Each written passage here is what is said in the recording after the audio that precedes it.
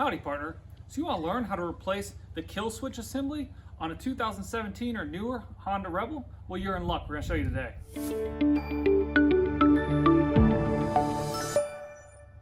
Today, we're going to walk you through how to switch out the kill switch, yield, and starter assembly on these Honda Rebels.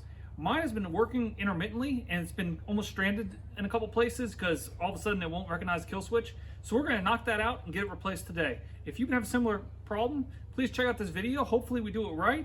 And if you have a second, please hit that subscribe button. We're approaching 1,000 subscribers. And if you can hit that subscribe button, it'll keep us going. So really appreciate likes, comments, and subscribes. Stay tuned. So what we're going to be replacing today is going to be this whole assembly here. Now there's three parts to it. A starter switch, your hazards, and then this kill switch.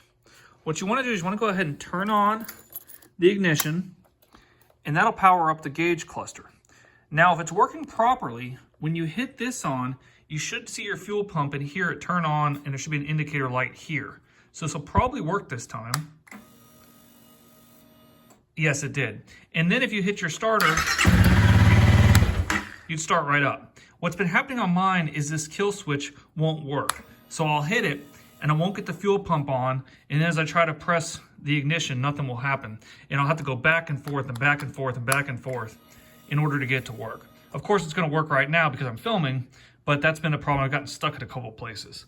So you wanna see here, you also have your hazards that work just fine, then your starter. So we're gonna go ahead and try to get this replaced so then we don't worry about getting stuck again. This is the Honda OEM switch assembly. You can see the item number there. What it comes with is this whole assembly here that's going to go over the handlebar. It also has two wires here that we're going to hook in. It has a cable that's going to clip into the frame. And then it also has two different wiring assemblies. So we'll show you how that all gets hooked up. So disassembly of this unit takes a few steps. First, you're going to have a couple screws that are just Phillips head that you're going to take out to unscrew this assembly. Then you're going to go ahead and there are those two wires that go into, I believe they're connected to the brake system. Then you have this other wiring harness that you see is fixed into the frame here with that clip on. It then goes into this retaining clip and it mounts up behind this headlight. So we're gonna take off this headlight cowling here to get to the wiring harness, and we're gonna start disassembling this. Also, you have two throttle lines. So we'll take it step by step. First, you wanna make sure the engine is off, and you can disconnect the battery if you'd like. You wanna loosen these two throttle bolts with a 14mm wrench. And once you get those two both loosened up, here and here, then you're gonna go over and we're gonna take out this Phillips head screw that's right here in the back, as well as there's additional Phillips head screw that's right here. So we're gonna take that one out too. To get this tab off, you're gonna put a flathead screwdriver right here in the front. There's a little tab. Press on that way, push backward, and then you'll be able to get it off. It's just stuck on that tab right there. Now it's time to access the wiring harness. This is about a 3/16 inch Allen bolt, or screw rather. You should have one here, and there's gonna be another one that I've already removed on the opposite bottom down here. So once you take off those two, then you should just be able to work this cap off, which will then expose your wiring harness. So we'll pop that off and get working. So now we got that cap off. You look under this waterproof seal here, you'll see the two wires that'll trace back to your assembly. You're gonna use the screwdriver, just pop off the two there. And you're gonna need to work them out underneath this clip by pushing them out to the side, and they should come out over on this opposite side. Also, while we're at it, let's go under here and find those two other wires that come off that connect to the brake and take both of those off. So now you got everything loosened up. You wanna go ahead and get to this throttle cable here. It's a little tricky. You're gonna turn till you can see it. You're gonna try to press here. Sorry on my camera view here.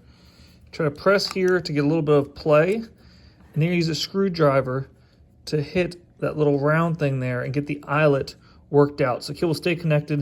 You just work the eyelet out with a screwdriver. I'm doing this one hand, so I'm gonna have to do it without being on video. So then using your flathead, you'll pop that eyelet out of its track right here, and then you'll be free. So there's our free bottom half. You're gonna do the same as the top half. You're just gonna pop that out like we just did, and then you should be able to get the whole assembly taken out. The last one just came from right there. We've got the unit completely removed.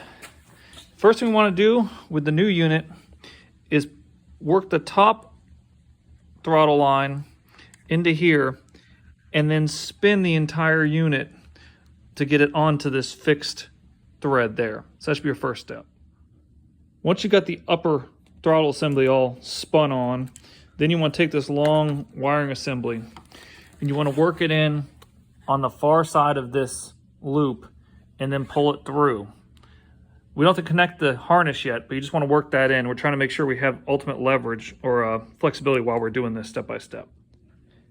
Using needle nose pliers, you want to work those two throttle assemblies back into their respective channels, starting with the top one first.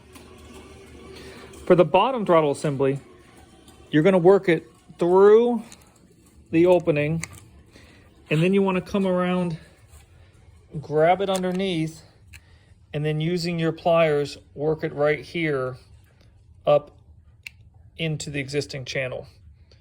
It shouldn't be too hard. That throttle cable is the hardest part. If you need a little more leverage when you've got it with the needle nose pliers, you can turn the handlebar a little, which should help. You want to make sure that it's all set up in its track and everything is secure. Then we're going to snap this back together, tighten these retaining nuts, put in those two original screws, attach the brake sensors, which is what I believe they are, and then reattach your wiring harness, put the cap back on, and we'll close this out. Stay tuned. We're all neat and back together. One thing to note, this is the wire that I kind of had over here to go back into that harness. Would rather go beneath, but I'd already wired it in when I noticed that. So it's fine, there's enough length, but just something to remember, you might want to put it back there. The other thing is, once you set it all back up, you want to check your handlebars. Should be pushed all the way in, and just make sure that the throttle is working properly. This one is.